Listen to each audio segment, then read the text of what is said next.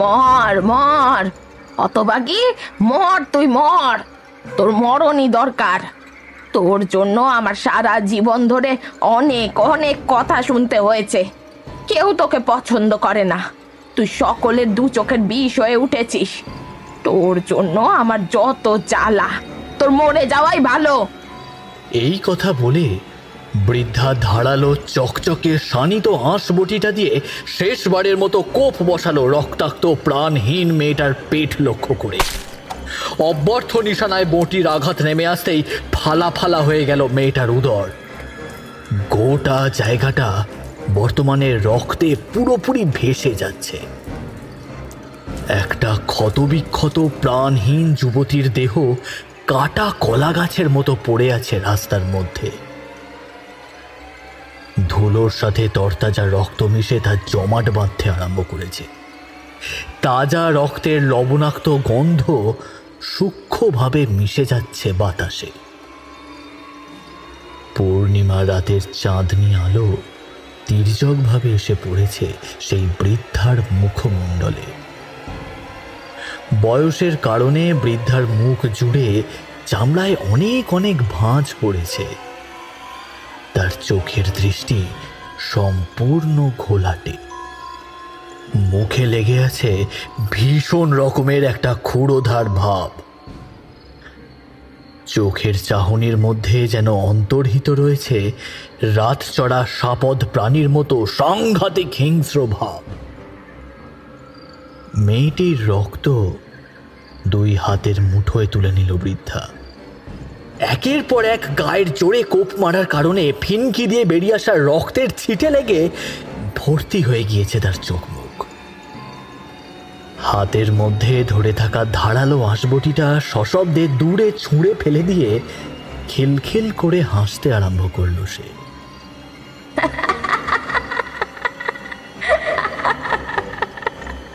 বৃদ্ধা যেন মহা আনন্দের সন্ধান পেয়েছে আজকের মধ্যরাতে এ গহীন অরণ্যের অভ্যন্তরে। মনের মধ্যে থেকে যাবতীয় দোলাচল কেটে গিয়ে সফলতার শিখরে উঠেছে, তাই তার এই বাঁধ ভাঙা উল্লাস। তার অট্টহাসির শব্দ ক্রমে ছড়িয়ে পড়ল সমগ্র পরিবেশের মধ্যে। বহু কষ্টে হাসি থামিয়ে বৃদ্ধা পুনরায় বলে উঠল, অনেক দিন ধরে তোকে শেষ করে দেব ভাবছিলাম, কিন্তু পারছিলাম না। কিসের যেন একটা অদৃশ্য টান আমায় এ কাজ করতে দেয়নি। কিন্তু কিন্তু আর একেবারেই সহ্য করতে পারছি না। সব কিছুর সীমা একেবারে অতিক্রম করে গিয়েছে। কেন কেন কেন তোর জন্য আমায় সারা জীবন এইভাবে কথা শুনতে হবে? তুই মর মর, তুই মর। মানসিক বিকৃতি ঘটার কারণে বৃদ্ধা তখনও সংশয় থেকে মুক্ত হতে পারছে না যে ওই মেয়েটির মধ্যে আর প্রাণ নেই। সে সম্পূর্ণরূপে প্রাণহীন এক লাশ ছাড়া আর কিছুই নয়। আচমকাই আকাশের চাঁদের দিকে তাকিয়ে বৃদ্ধা ডুকরে কেঁদে উঠল। বুক চাপড়ে দীর্ঘ নিঃশ্বাস ত্যাগ করে সে হাহাকার করল। এতক্ষণ ধরে যে বৃদ্ধার মুখমণ্ডল পরিপূর্ণ হয়েছিল ঝলমলে হাসির উজ্জ্বল আভায়, সেই বৃদ্ধার মুখ জুড়ে ঘনিয়ে এলো আষাঢ়ে মেঘের ন্যায় কালো অন্ধকার। দুই চোখের কোণের জল রক্তমাখা গাল বেয়ে টপ টপ করে গড়িয়ে পড়ল নিচে।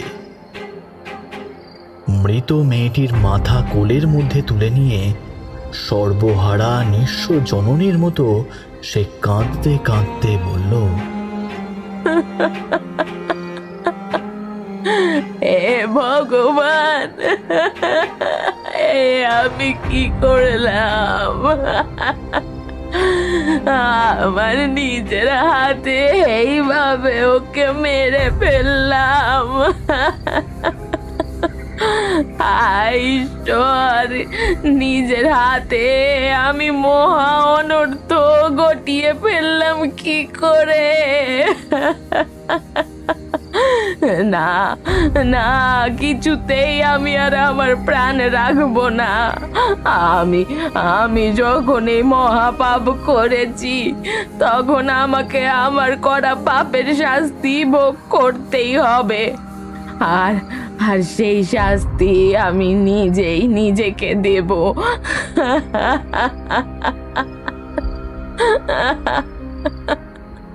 এই কথা বলে বৃদ্ধা শটান উঠে দাঁড়িয়ে দৌড়ে গিয়ে রক্তাক্ত ধারালো আঁশবটিটা তুলে নিয়ে তা চালিয়ে দিল নিজের কণ্ঠনালী বরাবর। এক আঘাতেই কণ্ঠনালী ছিন্ন বিচ্ছিন্ন হয়ে গেল। কাটা গলা দিয়ে গল গল করে নেমে এলো উষ্ণ রক্তের নদী। যুবতী মেয়েটির ঠিক পাশেই বৃদ্ধা লুটিয়ে পড়ল। বুক ভরে লম্বা নিঃশ্বাস নিয়ে সে পলকহীনভাবে তাকিয়ে রইল মেয়েটির মুখের পানে। বৃদ্ধার ঘোলাটে দুই চোখ জুড়ে নেমে এলো এক নিরবিচ্ছিন্ন ঘুম। চির নিদ্রার দেশে সে তলিয়ে গেল ধীরে ধীরে। গহীন অরণ্যের মধ্যে মধ্যরাতে এই অন্ধকারাচ্ছন্ন পরিবেশে পড়ে রইল কেবলমাত্র দুটি প্রাণহীন নারী শরীর। গুল্ম লতাপাতার ঝোপঝাড় ঠেলে রক্তের গন্ধ পেয়ে মাংসের লোভে বেরিয়ে এলো ক্ষুধার্ত হায়নার দল। সমবেত সুরে চিৎকার করে তারা ঝাঁপিয়ে পড়ল প্রাণহীন মৃতদেহ দুটির ওপর।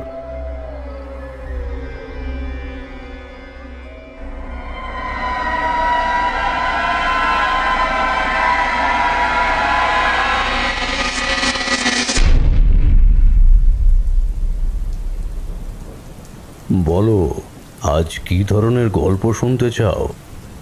আমি না হয় তোমাদের আবদার অনুযায়ী কোনো একটা ঘটনার কথা বলবো। আমি এবং কিশোরী আমরা দুই বন্ধু মিলে ঠাকুর মশাইয়ের বাড়ি এসে উপস্থিত হয়েছে প্রায় মিনিট 15-20 সময় হলো। বাইরে ঝমঝম করে এক টানা বৃষ্টি হয়েই চলেছে বিরামহীনভাবে। আকাশে ধূসর কালো মেঘের অবস্থা দেখে পরিষ্কার বোঝা যায় যে এই বৃষ্টি এখন বেশ অনেকটা সময় ধরেই চলবে। এত সহজে তা থামবার নয়। ভিজে জুতোজোড়া উঠোনের একপাশে খুলে রেখে ছাতাখানা দেওয়ার উপর নামিয়ে আমরা সোজা তক্তপোষে এসে বসলাম ঠাকুর মশাইয়ের একেবারে মুখোমুখি। আসার পথে 20 পয়সার বিনিময়ে 5 মাথার মোড়ের দোকান থেকে কিনে আনা পসিংশো সিগারেটের প্যাকেটখানা ঠাকুর মশাইয়ের দিকে বাড়িয়ে দিতেই তার ঠোঁটের কোণে মাত্র কয়েক সেকেন্ডের জন্য সূক্ষ্ম হাসির বলিরেখা ফুটে উঠল। ঠাকুরমশাই আমাদের থেকে সিগারেট নিতে বেশ আপত্তি করলেও আমরা জানি এই সিগারেট তার ঠিক কতটা পছন্দের, কতটা প্রিয়, এবং আমাদের কাছ থেকে সিগারেট পেয়ে তিনি মনে মনে বেশ প্রসন্ন হন।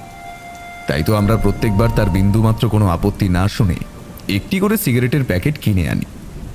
ঠাকুরমশাই সিগারেটের প্যাকেট খুলে একটি সিগারেট বের করে তাতে আগুন ধরিয়ে লম্বা লম্বা টান দিতে লাগলেন। এক রাশ ধোঁয়া ছেড়ে তিনি নিজে থেকেই বললেন কথাগুলো। ঠাকুরমশাইয়ের কথা শুনে আমি এবং কিশোরী আমরা দুজনেই যেন লাফিয়ে উঠলাম। এ যেন মেঘনা চাইতেই জল পাওয়ার মতন খানিকটা সৌভাগ্যের বিষয়। ঠাকুরমশাই নিজে থেকে গল্প শোনানোর কথা বলছেন, মানে এর থেকে বেশি খুশির খবর আমাদের কাছে হয়তো এই মুহূর্তে আর কিছুই হতে পারে না। ঠাকুরমশাইয়ের কথায় এবার কিশোরী উত্তেজনাপূর্ণভাবে বলে উঠল, আজ আমরা আপনার কাছে কিছুই অনুরোধ করব না ঠাকুরমশাই, আপনি আপনার মতন যে কোনো একটি ঘটনার কথা বলুন। বেশ, তবে তাই হোক। এই কথা বলে ঠাকুরমশাই বাইরের বর্ষণ মুখরিত পরিবেশের দিকে কেমন যেন অদ্ভুত দৃষ্টিতে তাকিয়ে রইলেন বেশ কিছুটা সময়। আমরা খুব ভালোভাবেই জানি তার এই রূপ লক্ষণের অর্থ আসলে কি। আমরা বুঝতে পারলাম তিনি তার অতীতের স্মৃতি রোমন্থন করে তুলে আনার চেষ্টা করছেন কোনো এক ঘটনাকে। মনে মনে সবটা ভালো করে চোখে নিয়ে ঠাকুরমশাই এবার বলতে আরম্ভ করলেন আজকের কাহিনী। তোমরা তো জানোই যে আমি আমার অতীতের বেশিরভাগ সময়টাই কাটিয়ে দিয়েছি নানান জায়গায় ঘোরাঘুরি করে। একই জায়গায় একটানা বেশি দিন থাকতে আমার একেবারেই ভালো লাগতো না। তাই তো আমি বারবার বিভিন্ন অচেনা অজানা জায়গায় ঘুরে বেড়াতাম, কেবলমাত্র পরমেশ্বরের উপর ভরসা করে। আর চলতি পথে যে সমস্ত বিপদগ্রস্ত মানুষদের সাথে আমার দেখা হতো, আমি আপ্রাণ চেষ্টা করতাম তাদের সেই বিপদ থেকে উদ্ধার করার। সেইবার আমি হাঁটতে হাঁটতে গিয়ে উপস্থিত হলাম দিনাজপুর নামের এক গ্রামে।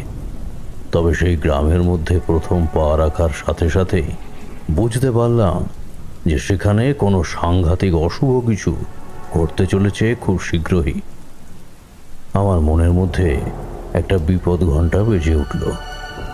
তোমরা তো জানো যে আমি যে কোনো বিপদের আগাম পূর্বাভাস পাই। এবারেও সেই রকমই এক পূর্বাভাস পেলাম। রান্নাঘরের ভেতর থেকে ঠাকুরমশাইয়ের ছোট্ট মেয়ে চারি বাইরে বেরিয়ে এসে আমাদের সম্মুখে নামিয়ে রাখলো 3 পেয়ালা চা আর একটি বেশ বড় পাত্র করে অনেকটা মুড়ি মাখা। কাকাবাবু, এই নিন আপনাদের জন্য গরম গরম চা আর মুড়ি মাখা। আমি কিশোরীর দিকে 1 পেয়ালা চা বাড়িয়ে দিলাম, একটা দিলাম ঠাকুরমশাইকে এবং একটা নিলাম আমার নিজের উদ্দেশ্যে। চায়ের পেয়ালায় লম্বা চুমুক বসিয়ে তৃপ্তির সাথে চারির উদ্দেশ্যে কিশোরী বলল, আহ, দুর্দান্ত হয়েছে চারিমা। সত্যি এরকম বৃষ্টি বাদলার ঠান্ডা দিনে একটু গরম গরম চায়ের বড় প্রয়োজন ছিল। ঠাকুরমশাই ঠিকই বলেন, তুমি সাক্ষাৎ মা অন্নপূর্ণা। তাই জন্যই তো এরকমভাবে সব দিকে সব সময় খেয়াল রাখতে পারো, এত অল্প বয়সেও। কিশোরীর কথা শুনে চারি মুখে সলজ্জ হাসি ফুটিয়ে পুনরায় রান্নাঘরের দিকে পা বাড়ালো তার হাতের বাদবাকি কাজকর্ম সম্পন্ন করার উদ্দেশ্যে। চারপাশ জুড়ে ইতিমধ্যে অন্ধকার ভীষণ গাঢ়ভাবে নেমেছে। একখানে ছোট্ট টিমটিমে লণ্ঠন অনেকক্ষণ ধরেই জ্বলছিল তক্তপোষের থেকে মাত্র কিছুটা তফাতে। সেই লণ্ঠনের মৃদু অনুজ্জ্বল হলদেটে আলোর শিখা আমাদের মুখমণ্ডলের উপর পড়ে কেমন যেন রহস্যময় করে তুলল আমাদের চোখ মুখ। দিনাজপুর গ্রামের প্রধান সড়ক ধরে আমি হাঁটতে হাঁটতে এসে উপস্থিত হলাম সেখানকার বারোয়ারি মন্দিরের নিকটে। বিশাল বড় কালো পাথর দ্বারা নির্মিত ভোলানাথের মন্দির। মন্দিরের নিকটে এসে আমি গাছের শীতল ছায়ায় বসলাম। সময়টা ছিল খুব সম্ভবত ওই শ্রাবণ মাসের, তাই ভোলানাথের মন্দিরে নজর কাড়ার মতো ভিড়ও ছিল। গ্রামের মানুষ ছাড়াও বাইরে থেকেও প্রচুর ভক্তেরা ভিড় জমিয়েছিল সেখানে।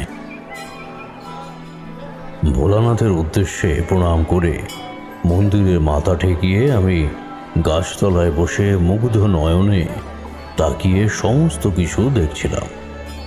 কত অগণিত মানুষ পুজোর ডালা হাতে নিয়ে সিঁড়ি ভেঙে উপরে উঠে যাচ্ছে, তো আবার কত মানুষ উপর থেকে নিচে নেমে আসছে ঈশ্বরকে দর্শন করে। কপালে তাদের সিঁদুরের তিলক, মুখে ভোলানাথের প্রতি জয়ধ্বনি। আসলে ঈশ্বরের কাছে পৌঁছতে গেলে অফুরন্ত ভক্তির প্রয়োজন হয়। একমাত্র ভক্তির দ্বারাই সম্ভব ঈশ্বরের সন্নিকটে যাওয়া। বাইরের এ সমস্ত চাকচিক্য আড়ম্বর সবই বৃথা। এই সকল কিছু দিয়ে আর যাই হোক না কেন কখনোই ঈশ্বরকে পাওয়া যায় না। মন্দির থেকে ভেসে আসা ঘণ্টাধ্বনির শব্দ আর বাতাসে খুব সূক্ষ্মভাবে মিশে থাকা ধূপধুনোর পবিত্র গন্ধে আমি কেমন যেন মোহিত হয়ে গেলাম। তবে সেই রকম পরিবেশের মধ্যেও আমার হৃদ মাঝারে বারবার বেজে উঠল সেই বিপদের ডঙ্কা। আমার মনে হলো এই দিনাজপুরের আকাশে শীঘ্রই অর্থাৎ অবিলম্বে ঘনিয়ে আসতে চলেছে এক সাংঘাতিক অশুভ অশনি ঝঞ্ঝা। আপনি কে বলুন তো?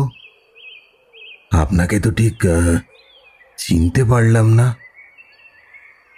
আমাদের গ্রামে কিংবা আশেপাশের তল্লাটে আগে কখনো দেখেছি বলে তো মনে হচ্ছে না।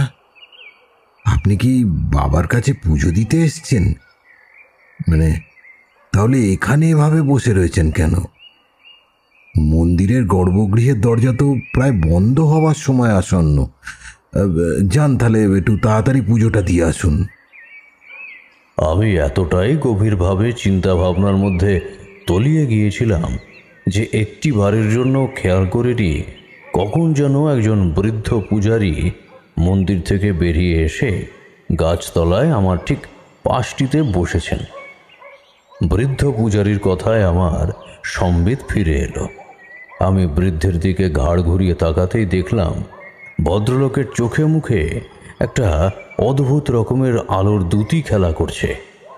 মাথা ভরা সাদা ধবধবে চুল, দুটি সরু সরু চোখ, তবে চোখের মণি অদ্ভুত রকমের নীলাভ বর্ণের। কপালে তার ভোলা মহেশ্বরের মতো আড়াআড়িভাবে টানা শ্বেত চন্দনের প্রলেপ, গলায় ও হাতের বাজুতে রুদ্রাক্ষের মালা, পরনে শ্বেত শুভ্র ধুতি। বৃদ্ধ পূজারীর উদ্দেশ্যে আমি 2 হাত জোড় করে নমস্কার জানিয়ে বললাম, না না, আমি এখানে পুজো দেওয়ার জন্য আসিনি। আমি দিনাজপুর গ্রামে এসেছি কোনো কারণ ছাড়াই। আসলে বলতে পারেন আমি একজন ভবঘুরে সাধক মানুষ। বিভিন্ন জায়গায় ঘুরে ঘুরে বেড়ানোই আমার কাজ। আমি ঠিক সেই রকমভাবেই এসে উপস্থিত হয়েছি এই দিনাজপুর গ্রামে। ও আচ্ছা আচ্ছা, তা মহাশয়ের পরিচয়খানা কি জানতে পারি? অবশ্যই। আমার নাম তারানাথ চক্রবর্তী, তবে সাধারণ মানুষ আমায় তারানাথ তান্ত্রিক বলেই ডাকে। আমি ওই টুকিটাকি কিছু মন্ত্রতন্ত্র জানি, আর জানা রয়েছে অল্প বিস্তর জ্যোতিষের বিদ্যা। তাই দিয়েই চেষ্টা করি যে কোনো বিপদগ্রস্ত মানুষদের বিপদ থেকে উদ্ধার করতে। তা আপনার পরিচয়টা কি? আপনি বুঝি এই গ্রামেরই বাসিন্দা? আগে হ্যাঁ চক্রবর্তী মশাই, আমার নাম প্রবীর ভট্টাচার্য। আমি এই দিনাজপুর গ্রামেরই বাসিন্দা। এই গ্রামের একেবারে দক্ষিণ প্রান্তে আমার বাড়ি। প্রবীরবাবুর সাথে আমার ভাব জমে উঠল অল্প সময়ের মধ্যেই। কথাবার্তা বলতে বলতে বুঝতে পারলাম তিনি বড় ভালো মনের মানুষ এবং ভীষণ সরল সাদাসিধা প্রকৃতির। অনেকটা সময় ধরে গল্প গুজব করার পর তিনি আমার উদ্দেশ্যে বললেন, তা চক্রবর্তী মশাই, আপনি আমাদের গ্রামে নিশ্চয়ই এখন কটা দিন একটু থাকবেন? হ্যাঁ, সেই রকমটাই তো ইচ্ছা রয়েছে। দেখা যাক এর পরে কি হয়। চক্রবর্তী মশাই, আপনার কাছে আমার একটা অনুরোধ রয়েছে। আপনি যখন আমাদের গ্রামে এসে উপস্থিতি হয়েছেন তখন দয়া করে আপনি আমার বাড়িতে একবারটি চলুন। যে কটা দিন আপনি এখানে থাকবেন সে কটা দিন আমার গৃহেই না হয় থাকলেন আপনি। আমি কথা দিচ্ছি আপনার যত্ন আত্মি সামান্যতম কোনো ত্রুটি হবে না।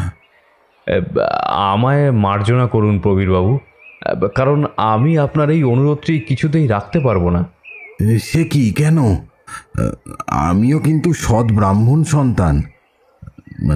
তাহলে আমার বাড়িতে উঠতে আপনার আপত্তিটা কোথায়? এমা ছি প্রবীরবাবু, আপনি আমার কথায় ভুল বুঝবেন না দয়া করে।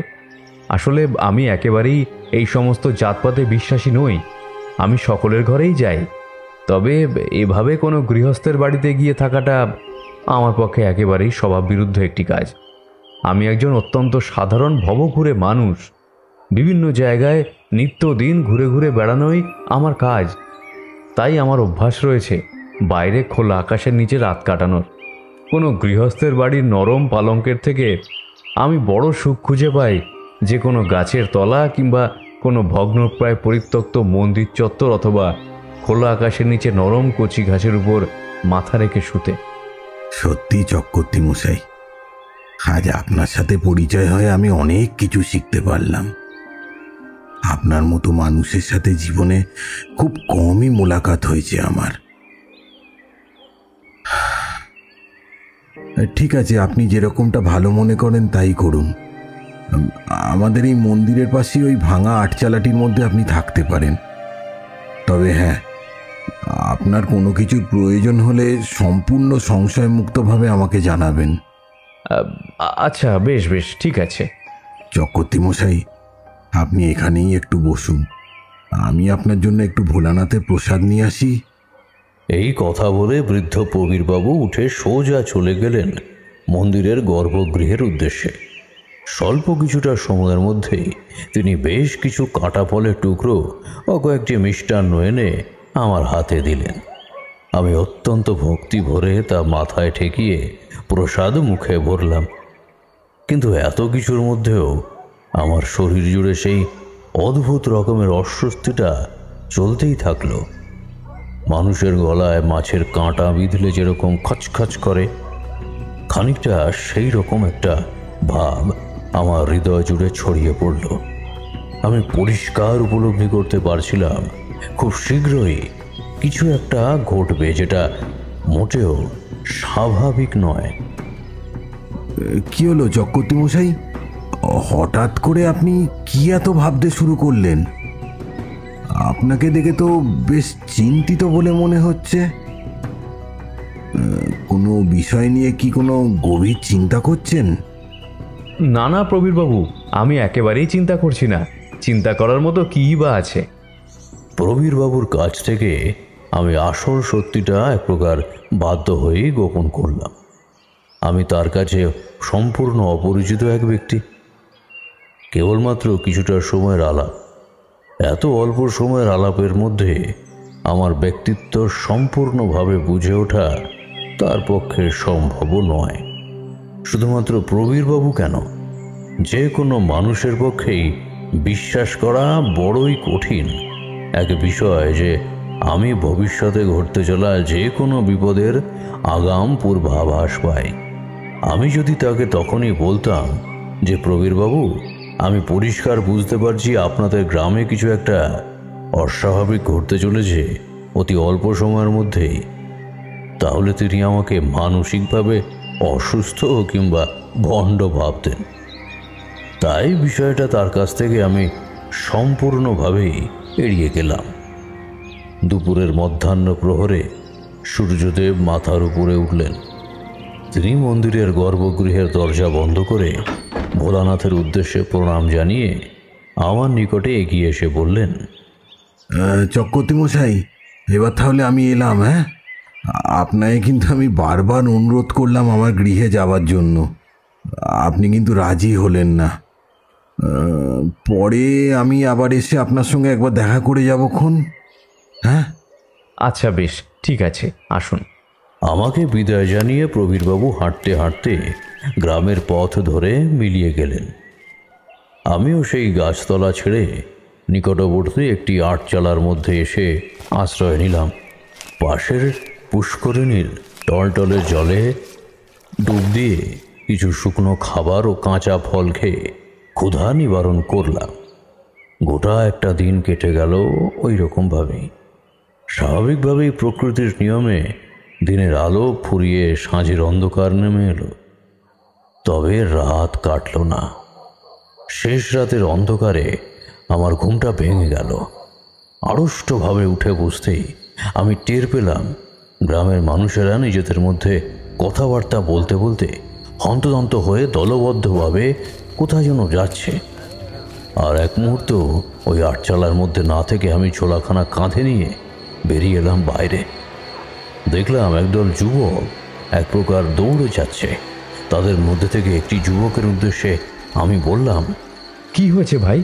তোমরা সকলে এমনভাবে দৌড়দৌড়ি করে কোথায় যাচ্ছ?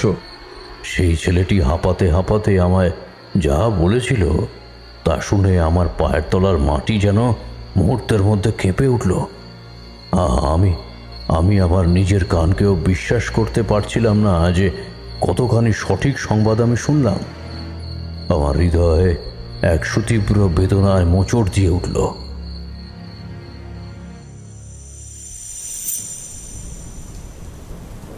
ঠাকুর মশাই থামলেন। বাইরের দিকে তিনি কেমন যেন অদ্ভুত চোখে তাকালেন।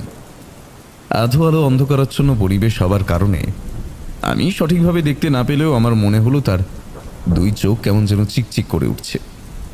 লণ্ঠনের মৃদু আলোয় তিনি দুই চোখের কোণে জমায়িত অশ্রুবাড়ি আমাদের কাছ থেকে গোপন করার চেষ্টা করলেন ঠিকই, কিন্তু পারলেন না। আমি বুঝতে পারলাম সাংঘাতিক কিছু একটা ঘটেছিল, যার কথা মনে পড়তেই ঠাকুরমশাইয়ের এরকম অবস্থা হয়েছে। আমি এবং কিশোরী আমরা দুজনেই চুপচাপ নির্বাকভাবে বসে রইলাম। ঠাকুরমশাই নিজেকে সামলে নিয়ে পুনরায় বলতে আরম্ভ করলেন পরবর্তী অংশ। ওই যুবকের মুখ থেকে শুনলাম যে মন্দিরের প্রধান পুরোহিত প্রবীর ভট্টাচার্য মহাশয়কে নাকি সাংঘাতিকভাবে হত্যা করা হয়েছে। আমার বেশ কিছুটা সময় লাগলো কথাগুলো বিশ্বাস করতে। যে মানুষটাকে দিনের বেলাতেই আমি দেখেছি, আমার সাথে এত কথা হয়েছে, এত আলাপ হয়েছে, এমনকি যিনি আমাকে পুনরায় দেখা হবার প্রতিশ্রুতিও দিয়েছিলেন, তিনি যে আর এই জগতের মধ্যে নেই তা সত্যি বিশ্বাস করা এক কঠিন বিষয়। প্রবীর বাবুর নাকি সাংঘাতিক মৃত্যু ঘটেছে। মনের আঙিনায় বারবার বৃদ্ধ প্রবীর বাবুর সেই হাসি মাখা সরল মুখটায় ভেসে উঠতে লাগলো। আমি গ্রামের মানুষদের সাথে এসে উপস্থিত হলাম তার গৃহে। সেখানে এসে উপস্থিত হওয়া মাত্রই ভয়ানক হাড় হিম করা এক মৃত্যু দেখলাম। সেই মরদেহের বীভৎসতা তোমাদের ভাষায় বলে আমি সঠিকভাবে বোঝাতে পারবো না কখনোই। সেই রকম মৃত্যু যেন কারো অদৃষ্টে না লেখা থাকে, এতটাই তা সাংঘাতিক। কিশোরী একটা শুকনো ঢোক গিলে থমথমে গলায় জিজ্ঞেস করলো, আপনি কি দেখলেন ঠাকুর মশাই? বলতে চাইছি না, কিন্তু কিন্তু তুমি যখন জিজ্ঞাসা করলে কৌতূহল মেটানোর জন্য বলি। দেখলাম গোটা ঘরে রক্ত পুরোপুরি ছড়িয়ে রয়েছে, ভেসে যাচ্ছে ঘর। আর কক্ষের মাঝখানে বিছানার ঠিক নিচে মেঝের উপর পড়ে আছে বৃদ্ধ প্রবীর ভট্টাচার্যের নিথর রক্তাক্ত শরীর। তবে তাকে দেখে আর যেন চেনার বিন্দুমাত্র উপায় নেই। আমার চোখ জুড়ে বানভাসী বন্যা এলো। সেই স্থানে বেশিক্ষণ দাঁড়িয়ে থাকা আমার পক্ষে কিছুতেই সম্ভব হলো না। কি নৃশংস মৃত্যু! প্রবীরবাবুর অবস্থা দেখে খুব সহজেই বোঝা যাচ্ছিল যে তিনি মৃত্যুকালে কোনো কিছুতে চরম ভয় পেয়েছিলেন। বিছানার মধ্যে শুয়ে থাকা অবস্থায় গড়িয়ে পড়েছেন মেঝের উপর। তার দুই চোখ যেন কোটর থেকে বেরিয়ে আসার উপক্রম হয়েছিল। মুখ কিছুটা হাঁ করা, জিভের অগ্রভাগ বেরিয়ে এসেছে বাইরে। তার কণ্ঠনালী ছিন্ন বিচ্ছিন্ন। নরম পেটের চামড়া কেউ যেন ধারালো কোনো অস্ত্র সমতুল্য নখের দ্বারা চিরে দিয়েছে। পেটের যাবতীয় নাড়ি ভুঁড়ি খুবলে খুবলে বের করে তা ছিটিয়েছে সমগ্র ঘরের মধ্যে।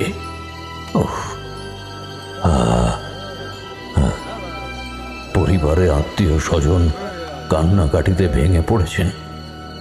আমি অন্তিমবারের মতো প্রবীরবাবুর মুখখানির দিকে তাকিয়ে গৃহ ছেড়ে বেরিয়ে এলাম। বাইরে তখন সম্পূর্ণরূপে রাত্রি শেষ না হলেও পূর্বের আকাশে অল্প অল্প করে আলো ফুটতে আরম্ভ করেছে। আমি আমার পূর্ববর্তী অভিজ্ঞতা থেকে বুঝতে পারলাম যে এ কাজ কোনো সাংঘাতিক অশুভ শক্তির। প্রবীরবাবুর কক্ষের মধ্যে প্রবেশ করে আমি বাতাসে একটা অদ্ভুত গন্ধ পেয়েছি। সেই গন্ধ একমাত্র অতৃপ্ত আত্মার প্রাদুর্ভাব ঘটলেই বাতাসের মধ্যে ছড়িয়ে পড়ে। সে কি ঠাকুর মশাই, তার মানে আপনি বলছেন যে প্রবীরবাবুকে ওরকম নৃশংসভাবে হত্যা করেছিল কোনো এক অতৃপ্ত অশরীরী আত্মা? হ্যাঁ বিভূতি, একেবারেই তাই।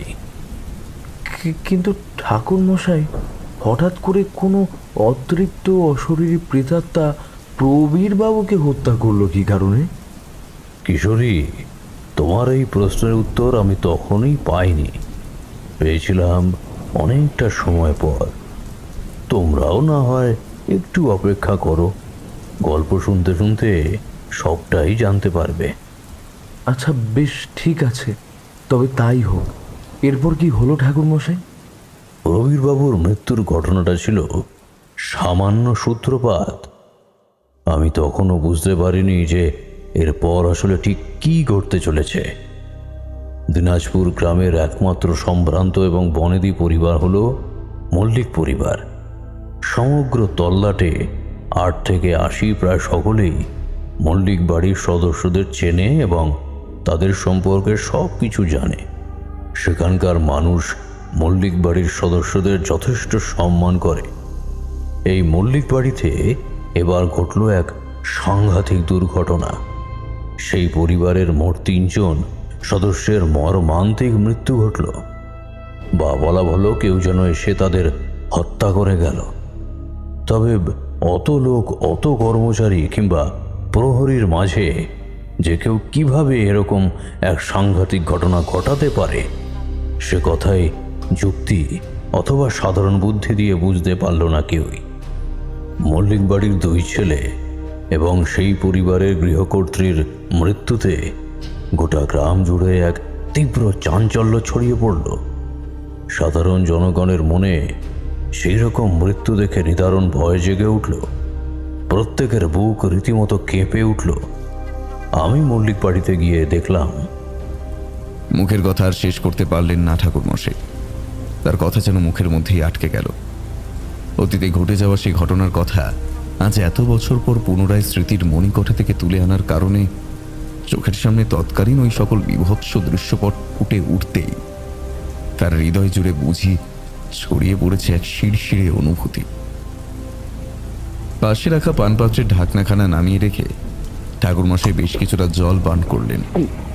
তারপর সিগারেটের প্যাকেট থেকে একটি সিগারেট বের করে তাতে অগ্নিসংযোগের মাধ্যমে ধূমপান আরম্ভ করলেন।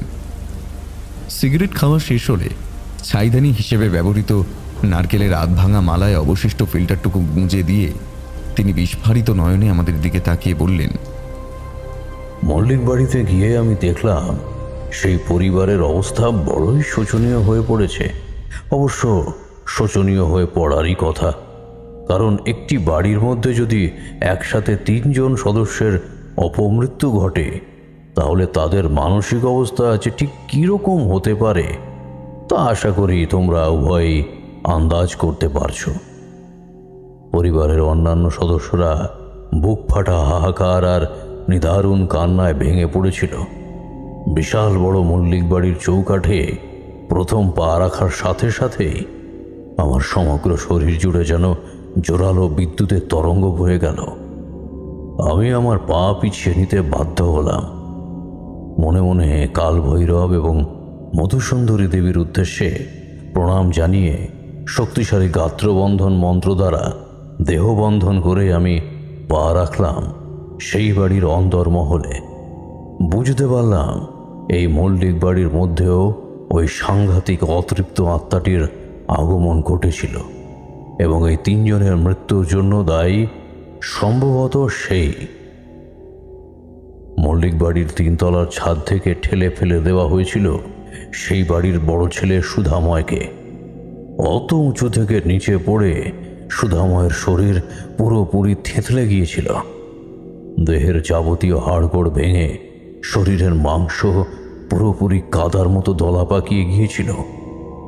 মল্লিক বাড়ির মেজ ছেলে জয়প্রকাশের মৃতদেহটা পাওয়া গেল নিজস্ব ঘরে। তবে তার ধড় থেকে মুন্ডুখানা একেবারে আলাদা করে দেওয়া হয়েছিল। অসংখ্য অগণিত নখের মাধ্যমে আঁচড়ানোর দাগ বিদ্যমান ছিল জয়প্রকাশের নগ্ন প্রায় দেহ জুড়ে।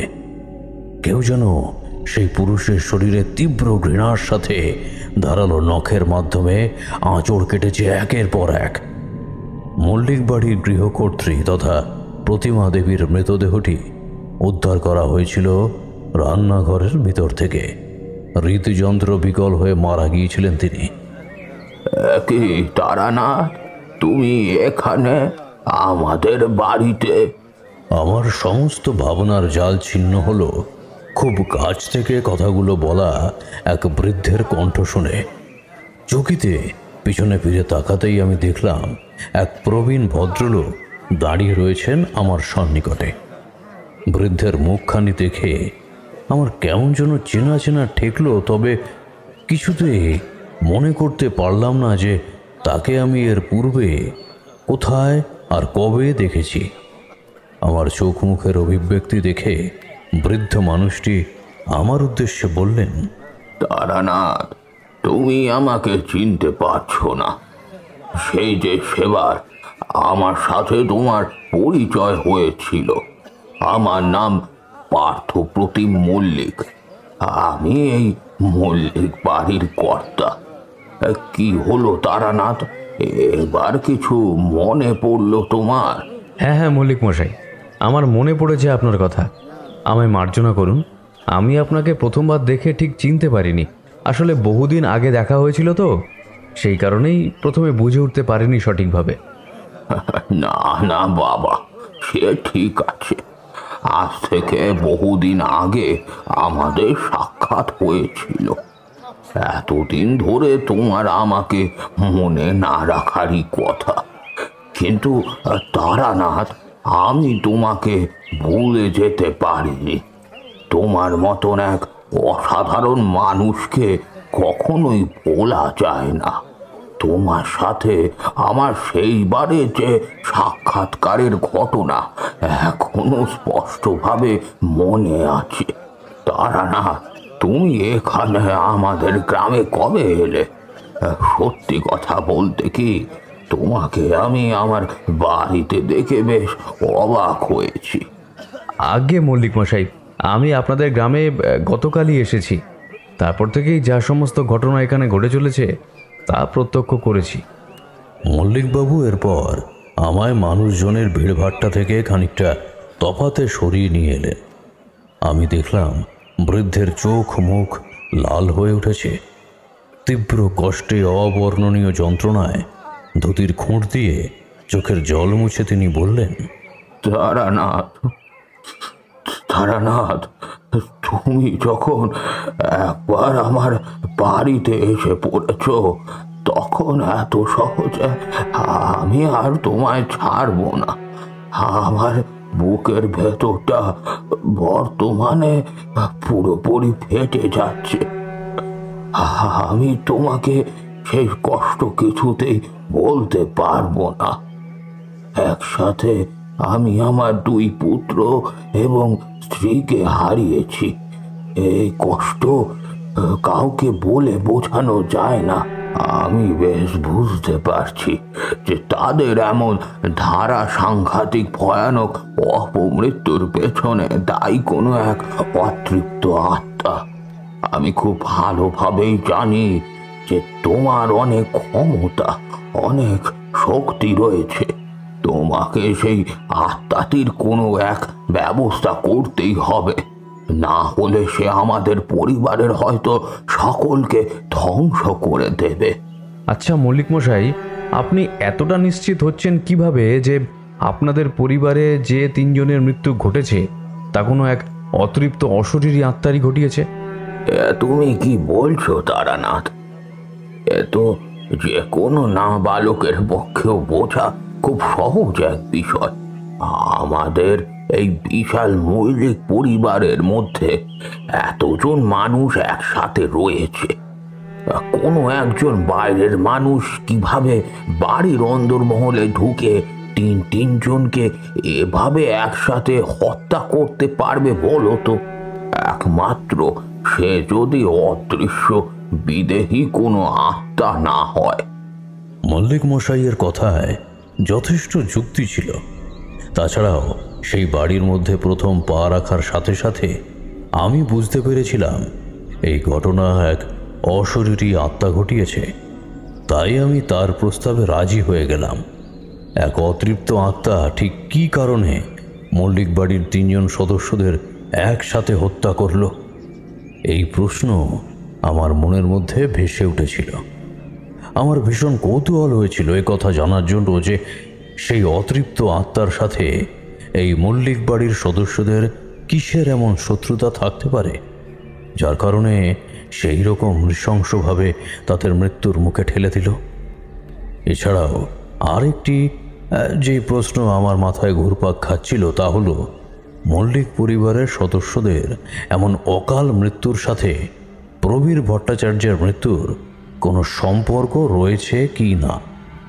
সমস্ত বিষয় খুঁটিয়ে দেখবার জন্য এবং ঘটনাটা আসলে ঠিক কী ঘটেছে তা বোঝার জন্য আমাকে মল্লিক বাড়িতেই থাকতে হতো।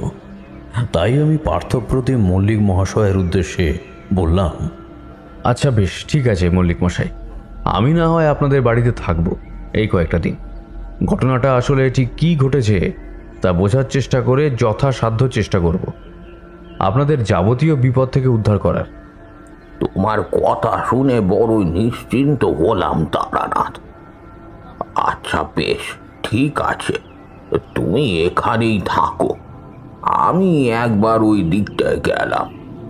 বুঝতেই তো পারছো আমাদের পরিবারের উপর ঠিক কি বিপর্যয়টাই না ঘটেছে। এই কথা বলে মল্লিক মশাই চোখের জল মুছতে মুছতে চলে গেলেন ভেতরের দিকে। আমি মল্লিক বাড়ি ছেড়ে বাইরে বেরিয়ে এলাম। এরকম পরিবেশের মধ্যে থাকতে আমার একেবারেই ভালো লাগছিল না। সেখানকার বাতাসে যেন মিশে গিয়েছিল রক্তের লবণাক্ত গন্ধ। কত মানুষের আর্তনাদ, হাহাকার আমার কানে যেন তালা ধরিয়ে দিয়েছিল। মল্লিক বাড়ির নিকটবর্তী এক বিশাল বড় বটবৃক্ষের তলায় এসে শীতল ছায়ায় আমি বসলাম। আমার মনের ভিতরটা ততক্ষণে তোলপাড় হয়ে যাচ্ছে। শত শত প্রশ্ন উঁকে দিচ্ছে একসাথে। বিষাক্ত পোকার মতো তারা ক্রমাগত দংশন করছে। আমি বুঝতে পারছিলাম এর পেছনে নিশ্চয়ই কোনো একটা কারণ রয়েছে। কথায় বলে কারণ ছাড়া কোনো কার্যই নাকি ঘটে না এই জগতে। সুতরাং আজ যা সমস্ত কিছু ঘটেছে তার জন্য নিশ্চয়ই কোনো উপযুক্ত কারণ রয়েছে, আর আমাকে সেই কারণটাই খুঁজে বের করতে হবে। সারাটা দিন কেটে গেল একটা থমথমে ভাবের সাথে। মল্লিক বাড়ির সদস্যরা, দুই পুত্র এবং তাদের মা অর্থাৎ সেই পরিবারের গৃহকর্ত্রীর অন্তিম ক্রিয়া করে শ্মশান হতে যখন ফিরে এলো তখন রীতিমতো সন্ধ্যা গভীর হয়েছে। রাতে যৎসামান্য কিছু ফলার করে আমি শুয়ে পড়লাম আমার জন্য নির্ধারিত একটা কক্ষের মধ্যে। তবে কিছুতেই ঘুম এলো না। উত্তরের খোলা জানালা দিয়ে বাইরে কি জানি কোথা থেকে ঠান্ডা জলো বাতাস ক্রমাগত ঢুকে আসছিল ঘরের মধ্যে। সেই শীতল বাতাসের স্পর্শে আমার সমগ্র শরীর জুড়ে কাঁটা দিয়ে উঠল। বিছানা ছেড়ে নেমে এসে বিচলিত পদক্ষেপে আমি পায়চারি করতে আরম্ভ করলাম। আচমকা জানালার কাছে এসে দাঁড়াতেই আমি পুরোপুরি থমকে গেলাম। আমার দুই পা যেন মেঝের সাথে আঠার মতো আটকে গেল। বুকের হৃদস্পন্দনের মাত্রা বেড়ে গেল কয়েক গুণ। কেন ঠাকুর মশাই, জানালা দিয়ে আপনি কি কিছু দেখতে পেলেন? হ্যাঁ কিশোরী, জানালা দিয়ে চোখের দৃষ্টি যেতেই আমি যা দেখলাম তাতে আমার মেরুদণ্ড পেয়ে কনকনে ঠান্ডা চোরা রক্তের স্রোত সরসর করে নেমে গেল নিচের দিকে। আমি উপলব্ধি করলাম আমার হাতের তালু ক্রমে ঘামতে আরম্ভ করেছে। অন্ধকারের মধ্যেও আমি স্পষ্ট দেখলাম মল্লিক বাড়ির নিকটবর্তী একটি বিশাল বড় শেওড়া গাছের ডালের মধ্যে সম্পূর্ণ উল্টো হয়ে চামচিকের মতো ঝুলছে একটি কালো কুচকুচে ছায়ামূর্তি। মৃদু হাওয়ার সাথে তালে তালে মিলিয়ে সে যেন দুলছে। তার মাথায় লম্বা লম্বা চুলগুলো শূন্যের মধ্যে বিষাক্ত সাপের মতো কিলবিল করছে।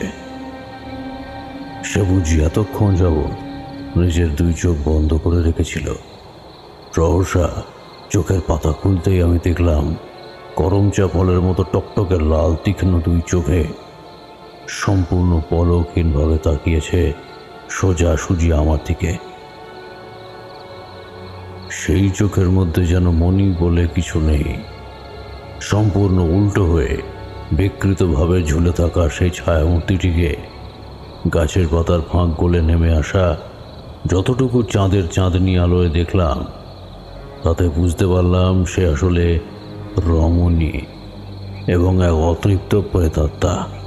কারণ রক্ত মাংসে গড়া কোনো মেয়ে মানুষ কখনোই এরকমভাবে মাঝরাতে বাইরের অন্ধকারের গাছের মধ্যে ঝুলে থাকে না। জীবন্ত মানুষের চোখের দৃষ্টি এরকম টকটকে লাল হতে পারে না। গলায় ফাঁস লাগিয়ে ঝুলে পড়লে ঠিক যেরকম ক্যাঁচ ক্যাঁচ শব্দের সৃষ্টি হয়, ওই গাছের মগডালের মধ্যে থেকেও ঠিক সেই রকম একটা মৃদু শব্দ সৃষ্টি হয়ে ছড়িয়ে পড়ছিল সমগ্র নৈশ পরিবেশের মধ্যে। পরিবেশ এতটাই নিঝুম হয়ে উঠেছে এবং নীরবতায় পরিপূর্ণ হয়ে উঠেছে, যে কোথাও যদি সামান্য একটু সূঁচ পড়ে তাহলেও সেই আওয়াজ যেন রীতিমতো ঝনঝন করে উঠবে। নৈশ পরিবেশের যাবতীয় নীরবতা মুহূর্তের মধ্যে খান খান করে দিয়ে সেই প্রেতাত্মাটি এবার খলখল করে হেসে উঠল। একটা ঋণ ঋণে মেয়েলি কণ্ঠের অট্টহাসির শব্দ ক্রমে ছড়িয়ে পড়ল সমগ্র তল্লাটে। আমার মনে হলো সে যেন আমার উদ্দেশ্যেই হাসল, এবং তার হাসির মধ্যে মিশেছিল কিসের যেন একটা বিদ্রুপের ভাব। চোখের পলক পড়ার সাথে সাথেই আমি আর দেখতে পেলাম না ওই অশরীরীকে। সে যেন বাতাসের সাথে কর্পূরের মতো উবে গিয়েছিল। তবে এইবার আমার কানে এলো উপরে, অর্থাৎ মল্লিক বাড়ির ছাদে কে যেন দাপাদাপি করতে আরম্ভ করেছে। দ্রুত পদক্ষেপে দৌড়দৌড়ি করলে ঠিক যেরকম আওয়াজের উৎপত্তি হতে পারে, ঠিক সেই রকম আওয়াজ আমার কানে এলো, সাথে একটা নূপুরের রেণিঝেনি মিঠে শব্দ। কেউ যেন নূপুর বা ওই জাতীয় কোনো অলংকার পরে হাঁটাহাঁটি করছে। আমি মনস্থির করলাম আমাকে একটিবার 2 তলার ছাদে যেতে হবে। কক্ষের মধ্যে জ্বলতে থাকা একটা ছোট্ট কুপি হাতে নিয়ে আমি বেরিয়ে এলাম বাইরে। ঘরের ভেতর থেকে বাইরের দোতলার ঝোলা বারান্দার মধ্যে এসে দাঁড়াতে দেখলাম আকাশের বুকে কাস্তের ফলার মতো এক ফালি বাঁকা চাঁদ উঠেছে। যদিও এই চাঁদের চারপাশ ঘিরে রয়েছে শরতের আকাশে ভাসমান পেঁজা তুলোর মতো কিছু মেঘ, কিন্তু তা সত্ত্বেও চাঁদের মধ্যে থেকে গলন্ত মোমের মতো যেন চুঁইয়ে চুঁইয়ে ধরাতলের উপর নেমে আসছে মোহময়ী জোছনার আলো। তোমাদের তো আগেই বলেছি যে সমগ্র পরিবেশ ভয়ানক রকমের নিস্তব্ধ ছিল। সেই নিস্তব্ধ পরিবেশের মধ্যে নিজেকে বড় অসহায় বলে মনে হয়। মনের মধ্যে ধারণা সৃষ্টি হয় এই পরিবেশ যেন সাক্ষাৎ মৃত্যুপুরী। এই জগতের মধ্যে বোধহয় কোনো জীবিত প্রাণীর বসবাস নেই। গভীর রাতেও কিছু কিছু নিজস্ব শব্দ এবং বৈশিষ্ট্য থাকে। এই যেমন ধরো ঝিঝি পোকার ডাক, ব্যাঙের ডাক, জোনাক পোকার আলো, কিন্তু সেই সমস্ত কিছু আমার নজরে ধরা পড়ল না। জ্বলন্ত কুপিখানা হাতে নিয়ে দুরু দুরু বুকে আমি চিলেকোঠার সিঁড়ি বেয়ে উপরে উঠতে লাগলাম। 3 তলার ঘরের দরজার ছিটকিনি খুলে দেওয়া মাত্রই তা বিভৎস রকমের ক্যাঁচ ক্যাঁচ শব্দ করে খুলে গেল। আমি ছাদে এসে দাঁড়ালাম। তবে ছাদের মেঝেতে প্রথম পা রাখার সাথে সাথে আমার বুকের ভেতরটা দপ করে লাফিয়ে উঠল। হৃৎপিণ্ডটা বুঝি এক ধাক্কায় গলার কাছে উঠে আসার উপক্রম হলো। আমার মনে হলো আমি যেন ছাদের মেঝেতে নয়, বরং একটি আস্ত বরফের চাঁইয়ের উপরে পা রেখেছি। ছাদের মেঝে কখনো এইরকম অস্বাভাবিক রকমের শীতল হতে পারে না।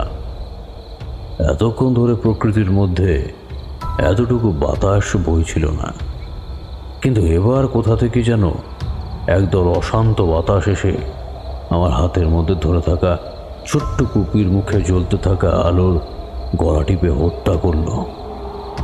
কুপির মধ্যে জ্বলতে থাকা আলো নিভে যাওয়ায় সমগ্র পরিবেশটা যেন অতল অন্ধকারের সাগরে তলিয়ে গেল একটু একটু করে।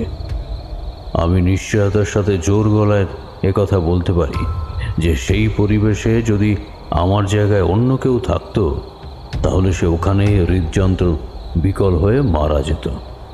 কিন্তু আমিও এত সহজে হাল ছাড়বার ব্যক্তি নই। আমি স্বয়ং তারানাথ চক্রবর্তী, যে নিজের জীবনভর একের পর এক নানান বিভীষিকার মুখোমুখি হয়েছে।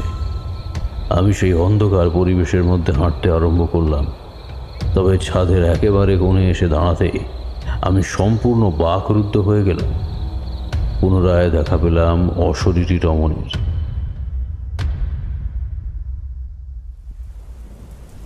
ঠাকুরমশাইয়ের কথা থামতে না থামতেই বাইরে কান ফাটানো শব্দে কাছে পিঠে কোথাও বাজ পড়ল। অন্ধকারচ্ছন্ন পরিবেশটা সেকেন্ডের ভগ্নাংশের জন্য এক উজ্জ্বল চোখ ধাঁধানো সাদাটে আলোয় পরিপূর্ণ হয়ে পুনরায় তা আবার মিলিয়ে গিয়ে আঁধারে ভরে উঠল। আমি এবং কিশোরী আমরা একে অপরের আরও কাছাকাছি গা ঘেঁষাঘেঁষি করে বসলাম। ঝোড়ো বাতাসের সঙ্গে বৃষ্টির ছাঁট মিশে তা আমাদের শরীরে এসে পড়তে দেহের প্রতিটা রোমকূপ খাঁড়া হয়ে উঠল। ছাদের সেই কোণের মধ্যে এসে দাঁড়াতে আমি দেখলাম ওই কালো নারী মূর্তি অদ্ভুত দেহ ভঙ্গিমায় বসে রয়েছে সেখানে। তবে এইবার আমি তার সম্পূর্ণ রূপ নিখুঁতভাবে পর্যবেক্ষণ করতে সক্ষম হলাম, আর সাথে সাথেই আমার দেহের সমস্ত শিরা ধমনির মধ্যে দিয়ে রক্তের সাথে প্রবাহিত হলো একটা শিহরণের স্রোত। রমণীর গোটা শরীর ক্ষত বিক্ষত ও রক্তাক্ত, দেহ থেকে তার টপ টপ শব্দে ছুঁয়ে পড়ছে বদ রক্তের ধারা। ছাদের মেঝে জুড়ে যে তরলের নদী প্রবাহিত হয়েছে তার উৎস রমণীর কোমল শরীর। মনেবিহীন লাল টকটকে দুই চোখে সে আমার দিকে তাকিয়ে রয়েছে। তার মাথার চুলগুলো বাতাসে ভেসে বেড়াচ্ছে। দুই হাত ও দুই পা ছাদের মেঝের মধ্যে থাকলেও শরীরটা পুরোপুরি উল্টে করে সে ঘাড় কাত অবস্থায় আমার পানে অগ্নিদৃষ্টিতে তাকিয়ে। তার শরীরের মধ্যে রয়েছে একটা শতচিহ্ন মলিন রক্তে ভেজা কাপড়। পায়ের মধ্যে আছে নুপুর, তবে সবচেয়ে হাড়হিম করা যে জিনিসটা তা হলো ওই রমণীর পেট। হ্যাঁ, আমি স্পষ্ট দেখলাম তার পেটটা যেন কেউ কোনো ধারালো কিছু দ্বারা ফালা করে দিয়েছে। সেখান থেকে মাংস ঝুলে পড়েছে নিচের দিকে। আমি টের পেলাম আমার গলা ক্রমশ শুকিয়ে আসছে। আমার অবস্থা দেখে সেই অশরীরী খিলখিল করে হেসে উঠল। আমি বহু কষ্টের সাথে তার উদ্দেশ্যে কেবলমাত্র একটি প্রশ্ন করলাম, তুমি কে? কি নাম তোমার? বাতাসে ভর করে আমার উদ্দেশ্যে উত্তর ভেসে এলো, কমলিনী।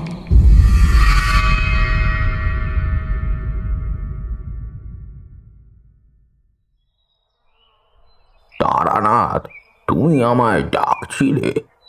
হ্যাঁ মল্লিক মশাই, আসুন, আপনার সাথে আমার বেশ কিছু গুরুত্বপূর্ণ বিষয় নিয়ে কথা রয়েছে। বলো তারানাথ, কি কথা রয়েছে আমার সাথে? বলবো, এত উতলা হয়ে পড়ছেন কেন?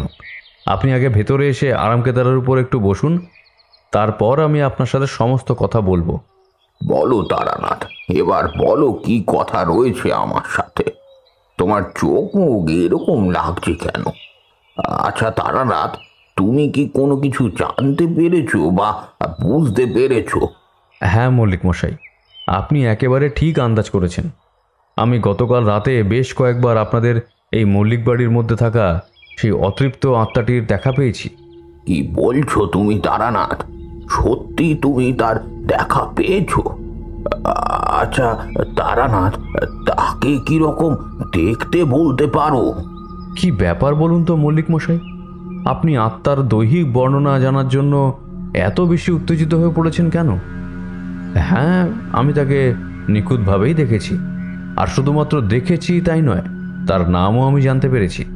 কি নাম তার? এ কি মল্লিক মশাই, আপনার কি গলা শুকিয়ে যাচ্ছে নাকি? বারবার এরকমভাবে ঢোক গিলছেন কেন? ওই দেখুন, আপনার পাশেই জল রাখা আছে, কিছুটা জল খান। হ্যাঁ, খাচ্ছি বাবা।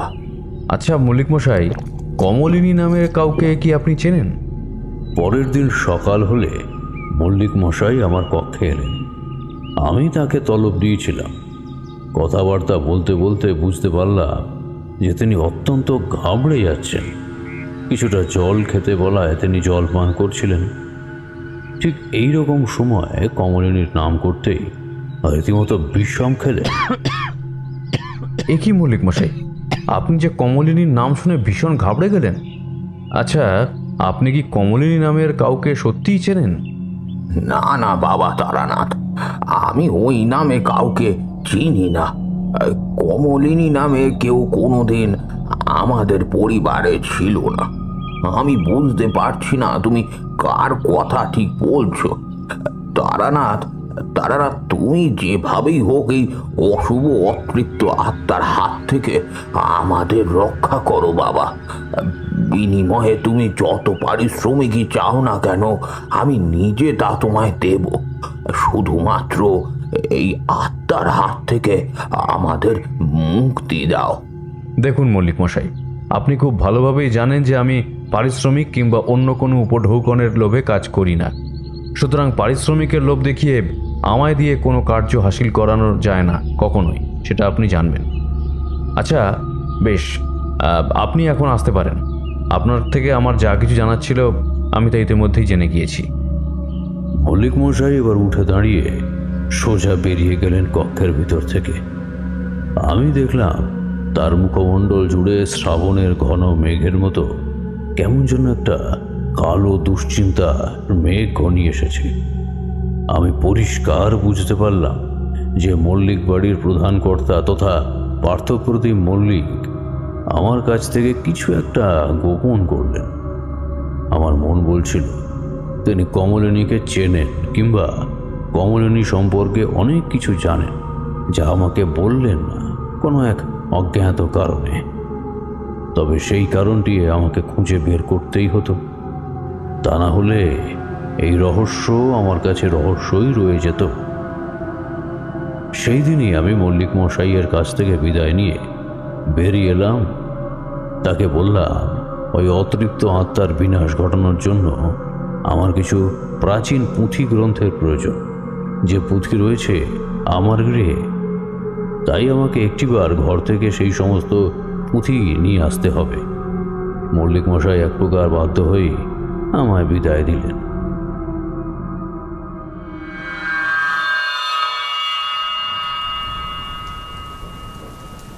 তা ঠাকুরমশাই, আপনি পার্থপ্রতিম মল্লিকের থেকে বিদায় নিয়ে কোথায় গেলেন?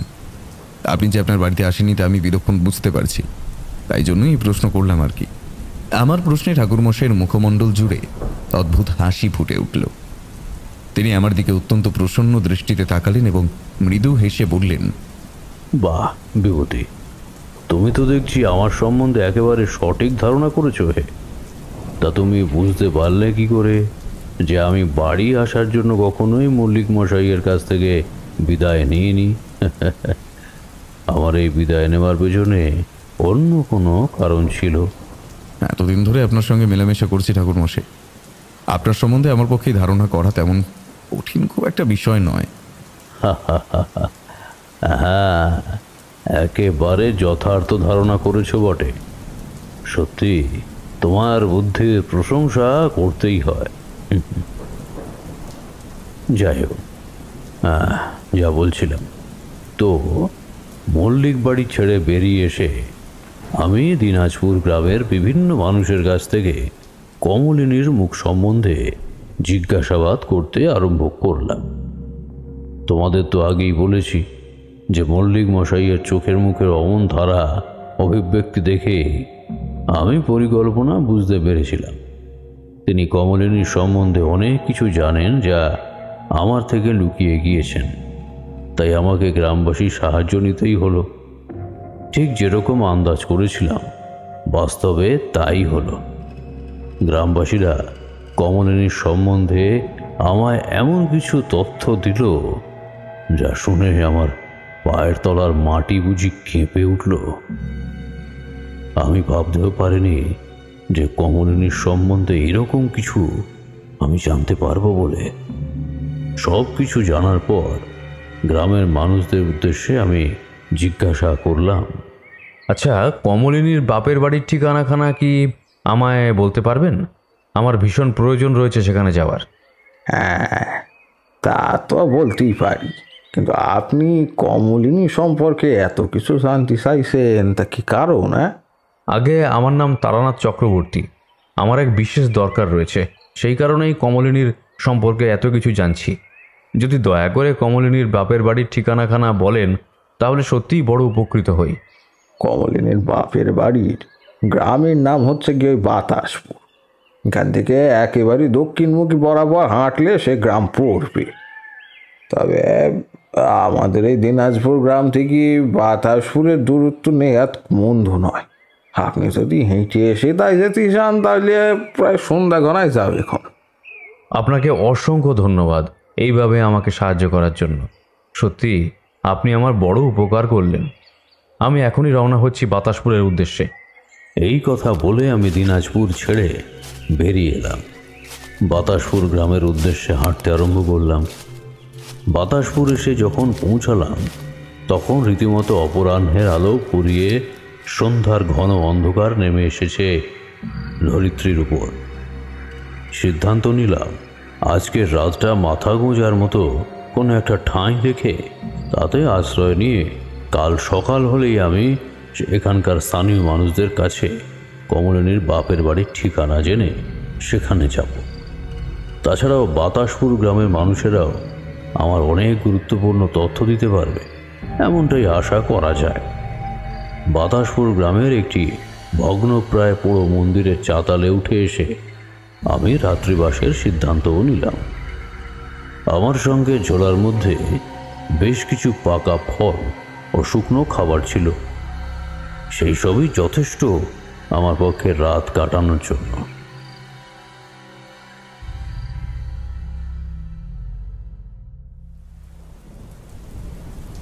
একটানা এতক্ষণ সময় ধরে গল্প বলার পর ঠাকুরমশাই এবার একটু থামলেন। আমি লক্ষ্য করে দেখলাম তার সমগ্র শরীর জুড়ে কেমন যেন অদ্ভুত এক চাঞ্চল্যকর অস্থিরতা ছড়িয়ে পড়েছে। বাইরে ঝমঝম করে বৃষ্টি হয়েই চলেছে অনবরত বিরামহীনভাবে। এই বৃষ্টি যে খুব সহজে কমার নয় তা যে কারো পক্ষেই বলে দেওয়া সম্ভব।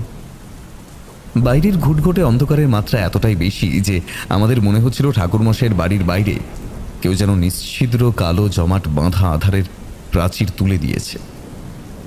ঠাকুরমশাইয়ের বুক থেকে উঠে এলো একটা দীর্ঘ নিঃশ্বাস। বাসিংশ সিগারেটের প্যাকেটখানা হাতের মধ্যে বেশ কয়েকবার নাড়াচাড়া করে তিনি তা তক্তপোষের উপর নামিয়ে রেখে মেজাজ হারিয়ে কেমন যেন গাম্ভীর্যপূর্ণ স্বরে বলে উঠলেন, বুঝলে কিশোরী, তোমরা আমার জন্য যতই এইসব দামি দামি কোম্পানির সিগারেট আনো না কেন, গড়গড়ায় তামাক সেবন অনেক উপাদেয়। তোমরা বসো, আমি একটুখানি তামাক টামাক সেজে নিয়ে আসি, নয়তো গল্পে মনোনিবেশ করতে পারছি না। বসো। আর একটিও বাক্য ব্যয় না করে ঠাকুরমশাই এবার সোজা উঠে দাঁড়িয়ে তক্তপোষ ছেড়ে চলে গেলেন কক্ষের ভিতরে। সাথে সাথে কিশোরীর মুখটা বাংলার 5-এর মতন ভারাক্রান্ত হয়ে উঠল। কিশোরীর এমন থমথমে মুখের দিকে তাকিয়ে আমার বেশ কষ্ট হলেও এক্ষেত্রে আমার কিংবা তার কারোরই কোনো কিছু করার নেই। গল্প চলাকালীন মধ্যবর্তী সময়ে ঠাকুরমশাইয়ের এরূপ বিরতি নেওয়ার প্রয়োজন হয়ে পড়ে। গড়গড়ার নলে টান না দিলে তিনি কিছুতেই সঠিকভাবে গল্প বলতে পারেন না। তাই আমাদের যথাযথভাবে গল্প শুনতে হলে এটুকু সময় অপেক্ষা করতেই হবে। কিশোরীর দিকে আমি তাকিয়ে বললাম, আরে ভাইয়া, তুমি ওরকম মুখ গম্ভীর করে বসে রইলে কেন? ঠাকুরমশাই যখন কক্ষের ভেতরে একবার প্রবেশ করেছেন তখন আরও বেশ কিছুটা সময় এদিক পানে আসবেন না। এই সুযোগে আমরাও বরং একটু ধূমপান করি। নাও নাও নাও, তোমার সঙ্গে থাকা সিগারেটের প্যাকেট থেকে 2টি সিগারেট বের করো দেখি। একটি তুমি নিজে নাও, একটি দাও আমাকে। দেখবে আমাদের সিগারেট খাওয়া সমাপ্ত হতে হতেই তিনিও গড়গড়া সেজে বাইরে বেরিয়ে আসবেন।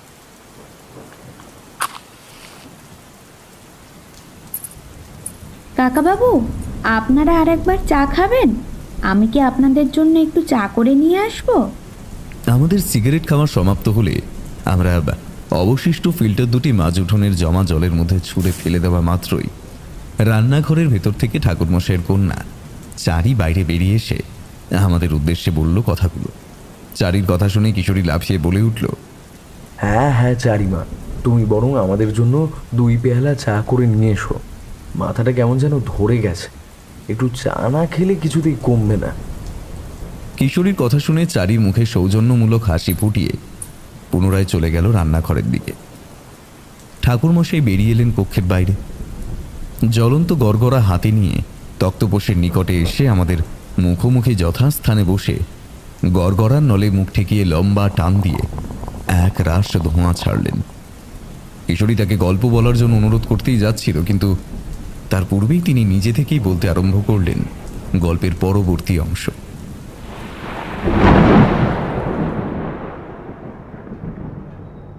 তুমি ফিরে এসেছো তারানাথ। তুমি জানো না এদিকে কি অঘটনটাই না ঘটেছে।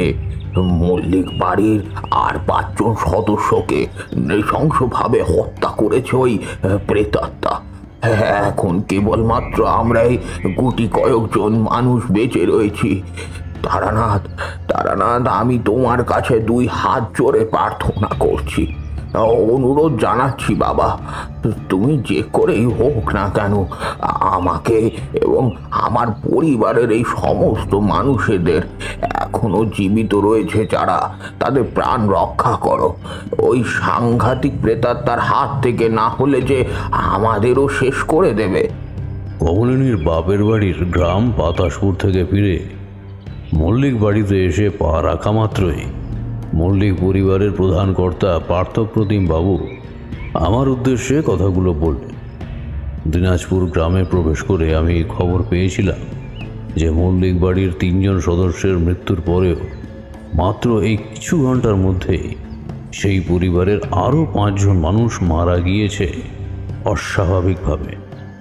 মৃতের সংখ্যা এখন দাঁড়িয়েছে 8 জনে।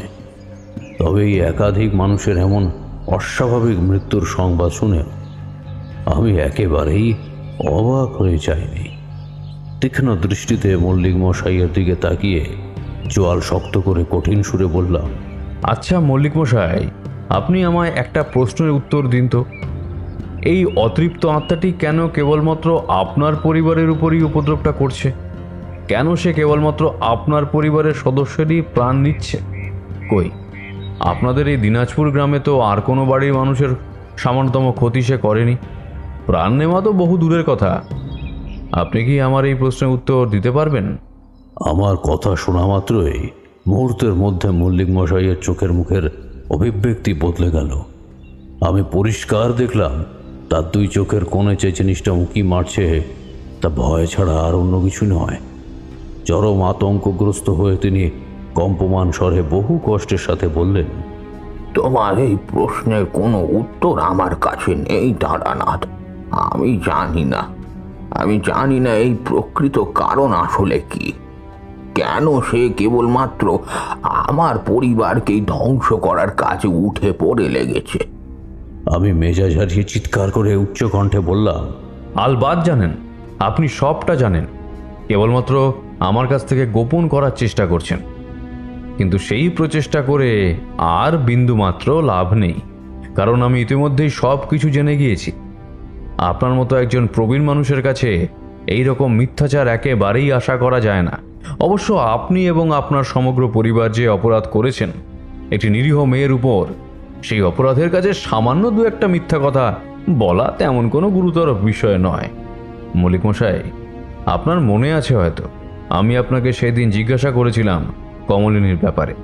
আপনাকে প্রশ্ন করেছিলাম কমলিনী সম্পর্কে আপনি কোনো কিছু জানেন কিনা। আপনি বলেছিলেন কমলিনী নামের কাউকেই আপনি নাকি চেনেন না, তার সম্বন্ধে কিছুই জানেন না।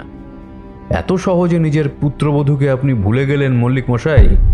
আপনার মতো একজন স্বনামধন্য ব্যবসায়ী মানুষের স্মৃতিশক্তি যে এত দুর্বল হতে পারে তা সত্যিই মেনে নেওয়ার মতো নয়। এসব তুমি কি বলছো তারানাথ? কমলিনী আমার পুত্রবধূ হতে যাবে কেন? একদম চুপ। আরেকটি মাত্র মিথ্যা কথা এবং বানিয়ে বানিয়ে কিছু বলার চেষ্টা করবেন না মল্লিক মশাই।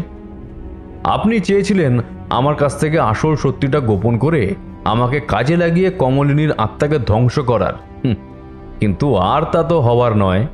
আমি কিছুতেই তাকে বাধা দেওয়ার চেষ্টা করব না। আপনাদের পরিবারের প্রত্যেককে শেষ করে নিজের সাথে হওয়া চরম অন্যায়ের শাস্তি দেওয়ার পরেই সে মুক্তি পাবে। তা না হলে তার অতৃপ্ত আত্মার মুক্তি ঘটবে না, যদিও সে অধিকাংশ অপরাধীকেই শাস্তি দিয়েছে। আর বাকি রয়েছেন কেবলমাত্র আপনারা এই কয়জন। আশা করছি খুব শীঘ্রই আপনাদের অদৃষ্টে মৃত্যুদণ্ড নেমে আসবে। আসলে কি জানেন তো, পাপ করলে সেই পাপের শাস্তি পেতেই হয়।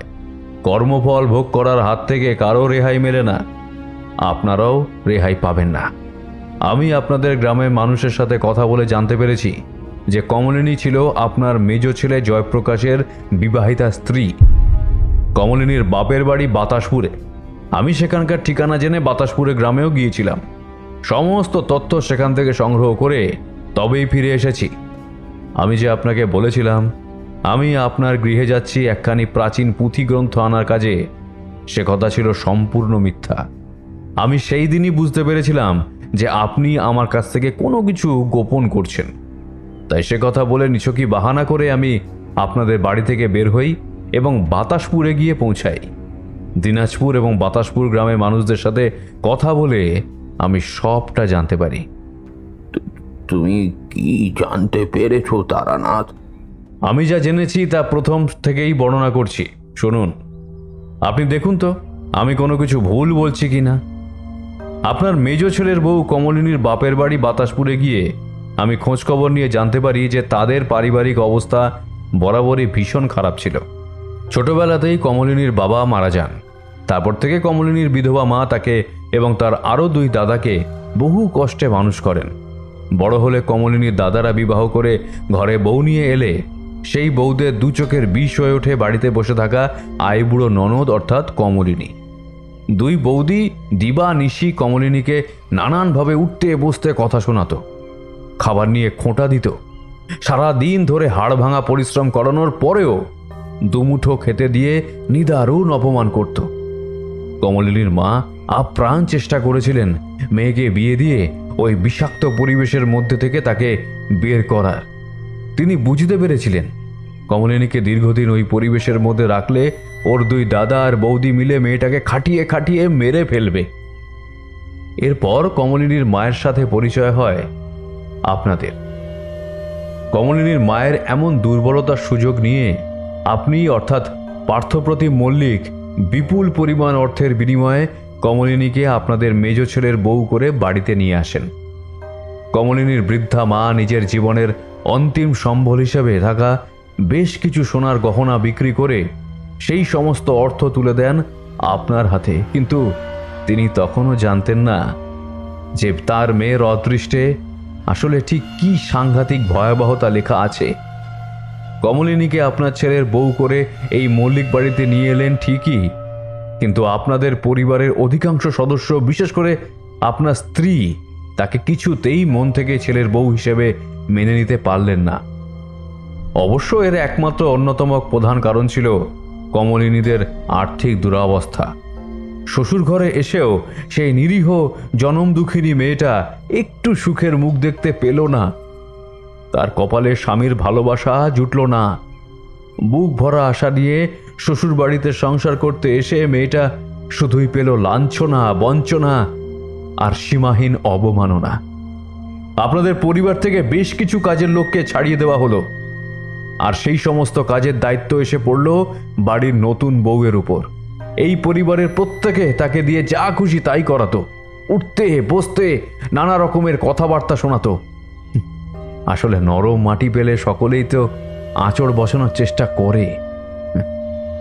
কমলিনীর মতো ওরকম অসহায় দরিদ্র ঘরের একটা মেয়েকে নিজের বাড়িতে এনে আপনারা তার উপর নিদারুণ শারীরিক এবং মানসিক অত্যাচার করতে আরম্ভ করলেন দিনের পর দিন। কিছুদিন যেতে না যেতেই সামান্য বিষয় নিয়ে তার উপর অত্যাচার হতে লাগলো আরো চরম পর্যায়ে। স্বামী জয়প্রকাশ প্রতি রাতে নানান ঠুনকো বিষয় নিয়ে তার গায়ে হাত তুলত। অসহায় মেয়েটা দাঁতে দাঁত চেপে পড়ে রইল আপনাদের বাড়িতে মাটি কামড়ে। আসলে সে যে বড় অসহায়, তার যে আর চলে যাওয়ার মতো কোনো জায়গা নেই। তাই তাকে মুখ বন্ধ করে সব আঘাত সহ্য করে এখানে পড়ে থাকতে হলো। কিন্তু সময় প্রায় বছর 1.5 অতিবাহিত হওয়ার পরেও যখন কমলিনী আপনাদের কোনো খুশির খবর শোনাতে পারল না, অর্থাৎ সে গর্ভবতী হওয়ার সংবাদ দিল না, তখন আর আপনারা এই বিষয়টা মেনে নিতে পারলেন না, কিছুতেই না। তার বাপের বাড়ির অবস্থার কথা জানার পরেও আপনারা তাকে ওই নরকের মধ্যে ফেলে রেখে এলেন। অবশ্য আপনাদের বাড়িতেও সে যে ভীষণ সুখী ছিল তেমনটাও তো বলা যায় না কখনোই। মল্লিক বাড়ির সদস্যদের অত্যাচার থেকে মুক্তি পেলেও কমলিনীর কপালে আবার জুটল তার মায়ের পেটের আপন 2 দাদা এবং বৌদিদের অত্যাচার আর লাথি ঝাঁটা। তবে এবার সে অত্যাচারের মাত্রা বেড়ে গেল আরো কয়েক গুণ। কমলিনীর বৃদ্ধা মা আর সেই সমস্ত কিছু সহ্য করতে পারলেন না। একদিন আসন্ন সন্ধ্যার সময় তিনি কমলিনীকে সাথে নিয়ে বাতাসপুরের নিকটবর্তী জঙ্গলের মধ্যে প্রবেশ করলেন। পরের দিন সকালে তাদের ক্ষতবিক্ষত আধ খাওয়া 2টি মরদেহ পাওয়া গিয়েছিল। সেখানকার স্থানীয় মানুষদের মতে কমলিনীর মা নাকি মানসিকভাবে ভারসাম্যহীন হয়ে পড়ে গেছিলেন শেষের দিকে। তিনি কিছুতেই আর মেয়ের এরকম পরিণতি মেনে নিতে পারছিলেন না। তার সমস্ত আশা আকাঙ্ক্ষা পুরোপুরি ধ্বংস হয়ে গিয়েছিল। তাই বাড়ির ধারালো আঁশবটি নিয়ে তিনি প্রথমে হত্যা করেন যুবতী মেয়েকে এবং পরে নিজেও ওই একই ধারালো বটি দিয়ে নিজের গলার কণ্ঠনালী ছিন্ন বিচ্ছিন্ন করে মৃত্যুর পথে ঢলে পড়েন। কমলিনীর মা কমলিনীর পেটে অগণিত বার ওই ধারালো আঁশবটি নামিয়ে এনেছিলেন সজোরে, আর সেই কারণেই মেয়েটার পেট ওরকম ফালা ফালা হয়ে যায়। আপনি বুঝতে পারছেন মল্লিক মশাই? হ্যাঁ, একজন মা যদি তার নিজের হাতে নিজের সন্তানকে হত্যা করেন তাহলে তখন তিনি ঠিক কতটা বিপর্যস্ত, কতটা মানসিকভাবে ভারসাম্যহীনা ছিলেন বলেই এরকম একটা ঘটনা ঘটাতে পেরেছিলেন। আসলে কমলিনীর মা দীর্ঘদিন ধরে আপনাদের পরিবার এবং তার নিজের ছেলে বৌমাদের মুখে শুনতে শুনতে ক্লান্ত হয়ে পড়েছিলেন যে কমলিনীর নাকি গর্ভধারণ করার ক্ষমতাই নেই। এই কথাটা তার মাথার মধ্যে এতটাই গভীরভাবে গেঁথে গিয়েছিল যে তিনি কমলিনীর পেট কেটে তা দেখার জন্য উদ্গ্রীব হয়ে ওঠেন। মানসিকভাবে ভারসাম্য হারিয়ে তিনি এই কাজটি করেছিলেন। মানসিকভাবে উন্মাদ হয়ে পেটের চামড়া কেটে দেখার চেষ্টা করেছিলেন যে সেখানে আদৌ কোনো শিশুর জন্ম দেওয়া সম্ভব কি না। কমলিনী এবং কমলিনীর মায়ের মৃত্যুর জন্য আপনাদের পরিবার যেমন দায়ী, ঠিক তেমনই দায়ী কমলিনীর দুই দাদা ও বৌদি। কমলিনীর মৃত্যুর পর তার অতৃপ্ত আত্মা ফিরে আসে তার সাথে হওয়া সমস্ত অন্যায়ের প্রতিশোধ নিতে। কমলিনীর দুই দাদা এবং ওর বৌদিরা এক অজানা রোগে ভুগে মারা যায় মাত্র 3 রাতের মধ্যেই। আর আপনাদের পরিবারে যা ঘটছে তা তো আপনারা নিজেরাই প্রত্যক্ষ করতে পারছেন। শুধু এইটুকুই বলতে পারি যে আজ মল্লিক বাড়ির সদস্যদের সাথে যা যা ঘটছে সেটা তাদেরই প্রাপ্য কর্মফল এবং পাপের উপযুক্ত শাস্তি ছাড়া আর কিছুই না।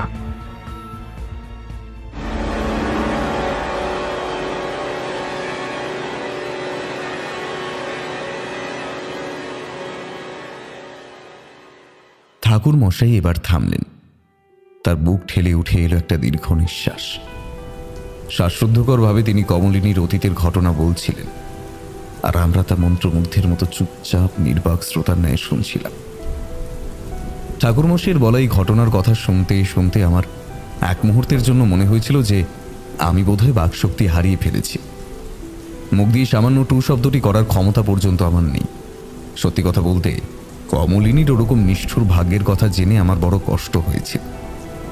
আমারও 2 চোখের কোণ কেমন যেন টলটল করে উঠেছিল জলে। ঠাকুরমশাইয়ের উদ্দেশ্যে কিশোরী প্রশ্ন করল, তার মানে ঠাকুরমশাই, আপনি মল্লিক বাড়িতে রাতের অন্ধকারে যে অতৃপ্ত আত্মাটির দেখা পেয়েছিলেন, অর্থাৎ কমলিনী, সে ছিল ওই পরিবারের মেজ ছেলে জয়প্রকাশের স্ত্রী? হ্যাঁ কিশোরী, একেবারেই তাই। কমলিনীর বৃদ্ধা মা সম্পূর্ণ বদ্ধ উন্মাদ হয়ে গিয়ে মেয়েকে একদিন সন্ধ্যার অন্ধকারে তাদের গ্রামের পার্শ্ববর্তী জঙ্গলের মধ্যে নিয়ে গিয়ে ওরকম নিষ্ঠুরভাবে হত্যা করেন এবং নিজেও আত্মঘাতী হন। মৃত্যুর পর কমলিনীর আত্মা ফিরে আসে এবং তার সাথে হওয়া অন্যায়ের প্রতিশোধ নেয়। বাপরে, ভাবতেও গায়ে যেন কেমন কাটা দিয়ে উঠছে। একজন মা তিনি কিনা তার নিজের মেয়েকে ওরকম ধারালো আঁশবটি দিয়ে হত্যা করেছেন। সত্যি অবাক হওয়ার মতনই বিষয়। আসলে সেই বৃদ্ধাও সম্পূর্ণরূপে বদ্ধ উন্মাদ হয়ে গিয়েছিলেন। দীর্ঘদিন ধরে তার মেয়েকে নিয়ে নানান মানুষের কাছ থেকে নানান অভিযোগ আঘাতে আহত হতে হতে তার অন্তর পুরোপুরি দগ্ধ হয়ে যায়। একজন জননীর পক্ষে কতখানি কষ্ট পেলে এইরকম ঘটনা ঘটানো সম্ভব তা আশা করি তোমরা বুঝতেই পারছো। আচ্ছা ঠাকুরমশাই, দিনাজপুর গ্রামের প্রবীণ ব্রাহ্মণ প্রবীর বাবুর মৃত্যুর বিষয়ে তো কিছু বললেন না। তাকে যেই অতৃপ্ত অশরীরী আত্মা হত্যা করেছিল সে কি তবে কমলিনীর আত্মাই ছিল? হ্যাঁ কিশোরী, তুমি একেবারে সঠিক আন্দাজ করেছো। প্রবীরবাবুর মৃত্যুর পেছনেও ছিল এই কমলিনীর আত্মার হাত। আমি জানতে পেরেছিলাম প্রবীরবাবু দীর্ঘদিন ধরে মল্লিক পরিবারের একজন শুভাকাঙ্ক্ষী মানুষ ছিলেন। প্রতি মাসে তিনি মোটা অঙ্কের মাসোহারা পেতেন ওই সম্ভ্রান্ত বনেদি বাড়ির পক্ষ থেকে। মল্লিক বাড়ির গৃহকর্তা পার্থপ্রতিম মল্লিক যখন বুঝতে পারলেন যে তাদের মেজ বউ কমলিনীর মৃত্যুর পর তার আত্মা পুনরায় ফিরে এসেছে সবকিছু তছনছ করে দিতে, সেই ভয় থেকেই তিনি নিজেদের রক্ষা করার জন্য প্রবীরবাবুকে এক প্রকার জোর করেই রাজি করান তাদের সুরক্ষার জন্য কিছু ব্যবস্থা নিতে। প্রবীরবাবু এক মাঙ্গলিক যজ্ঞ করেন এবং তাদের প্রত্যেকের হাতে বাঁধার জন্য একটি করে কবচ দেন। কিন্তু ওই যে কথায় বলে না, সত্যের জয় চিরতরের, তাই তো প্রবীরবাবুর যাবতীয় প্রচেষ্টা ব্যর্থ হয়। কমলিনীর অতৃপ্ত আত্মাকে তিনি ঠেকাতে পারেননি, উপরন্তু কমলিনীর আত্মার আক্রোশ তার উপর নেমে এলো। কথায় বলে, যে অন্যায় করে আর যে ব্যক্তি অন্যায় জানার পরেও তা প্রশ্রয় দেয়, তারা প্রত্যেকেই সমান অপরাধী। তাই তো প্রবীরবাবু প্রত্যক্ষভাবে কোনো অপরাধ না করেও পরোক্ষভাবে অপরাধী হয়ে উঠেছিলেন, যার শাস্তি তাকে দিয়েছিল কমলিনীর অতৃপ্ত প্রেতাত্মা। এতক্ষণে বুঝতে পারছি ঠাকুরমশাই যে কেন সেই অতৃপ্ত অশরীরী অর্থাৎ কমলিনীর প্রেতাত্মা আপনাকে দেখে বিদ্রুপের হাসি হেসেছিল। কারণ সে জানতো যে আপনি তার সামান্যতম কোনো ক্ষতি করতে পারবেন না কিংবা তার কাজে বাধা দিতে পারবেন না। সে অতৃপ্ত আত্মা হলেও কোনো অন্যায় করেনি, বরং তার নিজের অপরাধীদের শাস্তি দিয়েছিল। একেবারেই তাই। তাছাড়াও স্বামী জয়প্রকাশের প্রতি তার চরম ঘৃণা ছিল বলেই সে ওরকমভাবে তার নগ্ন শরীরের উপর একের পর এক আঁচড় কেটেছিল। আসলে কি জানো হে, কোনো অন্যায় যদি আমরা করি তাহলে সেই অন্যায়ের শাস্তি আমাদেরকেই ভোগ করতে হবে। আমরা যতই চালাকি করার চেষ্টা করি না কেন, কোনো চালাকি কাজ করে না। মল্লিকবাবু চেয়েছিলেন আমার কাছ থেকে আসল সত্যিটা গোপন করে সেই অতৃপ্ত আত্মার বিনাশ ঘটাতে, কিন্তু তার হলো না। আমি সেই দিনই মল্লিক বাড়ি ছেড়ে চলে এসেছিলাম। এরপর আমার কাছে খবর এসেছিল যে ওই সমগ্র মল্লিক বাড়ি একেবারে ধ্বংস হয়ে গিয়েছিল। এরপর থেকে আর কোনোদিনও ওই স্থানে কমলিনীর অতৃপ্ত আত্মাকে ঘোরাফেরা করতে দেখা যায়নি। তার মুক্তি ঘটেছিল। ললাট লিখনে কর্মফল ভোগ করা লেখা থাকলে তা খণ্ডানোর সাধ্য আমাদের কারও নেই, স্বয়ং তারানাথ তান্ত্রিকেরও না। আজকের গল্প তাহলে এই পর্যন্তই। কেমন কি হে কিশোরী, ভালো লেগেছে তো আজকের এই কাহিনী? বেশ, আজকের মতন আমরা উঠি। হ্যাঁ, তাহলে আবার পরে অন্য কোনো একদিন আসবো। আচ্ছা বেশ, এসো, তবে সাবধানে যেও।